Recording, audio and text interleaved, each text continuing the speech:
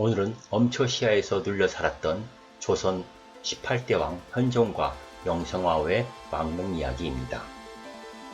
현종과 명성황후의 능은 숭릉으로 경기도 부르시 동구릉의 쌍릉으로 되어 있습니다.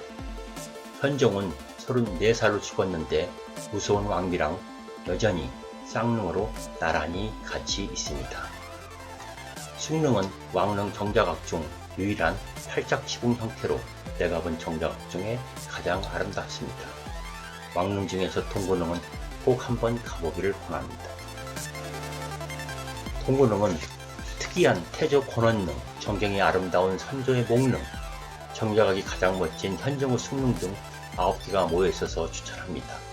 대중교통도 아주 편하고 정문 앞에 맛집도 여러 군데 있습니다.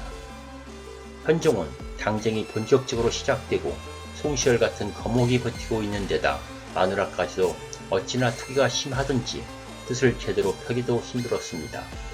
무서운 왕비 등살에 후궁이 한 명도 없는 유일한 조선 왕입니다. 아들 하나에 딸 셋을 두었으나 큰딸과 둘째 딸이 혼사를 앞두고 3달 간격으로 죽었는데 그 공주들 나이가 14살, 8살밖에 안 되었습니다. 여기서 큰일 날 뻔한 사람은 공주들로 배필인 부마 도이들인데 부마들은 나라에서 돈과 명예와 벼슬을 얻는 대신 공주나 옹주가 먼저 죽으면 재혼도 할 수 없고 축첩도 할 수 없었습니다. 하마터면 나이 10대 호라비로 평생을 썩을 뻔했는데 대신들을 간곡한 청으로 혼사를 올리기 전이니 혼사를 없던 걸로 해서 구제해 주었습니다. 어떤 부마는 20살의 호라비가 되어서 90살까지 홀로 살았다고도 합니다.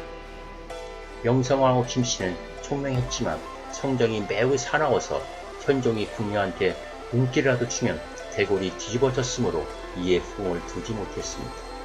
무속에 빠져 경사를 어지럽힌 일도 많았습니다. 장희빈을 사가로 내쫓기도 했고, 그러나 숙종이 상세병이 나자 결국 손을 들었습니다. 숙종이 아프자 무당말 듣고 엄동설안에 허치마만 입고 머리에 물벼락을 맞았는데 그 후유증으로 독감이 걸려 40살에 죽었습니다. 딸 둘을 어린 나이에 보내고 아들마저 죽을까봐 물불 안 가린 모정이라고 생각해 주고 싶습니다.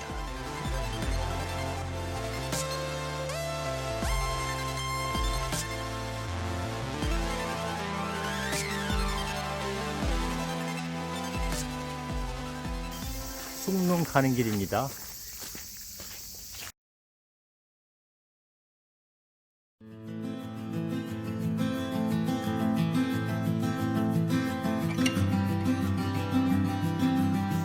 현종의 정자각은 유일하게 남아있는 팔짝지붕입니다.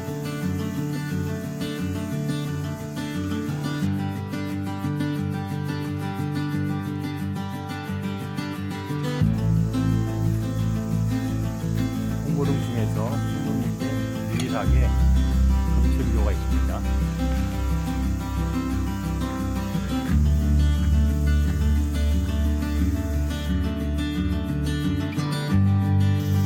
동구릉의 유일한 연지, 숭릉 연지입니다. 연지가 숭릉 연지인데 원위로 되어 있지 않고 사각형으로 되어 있습니다.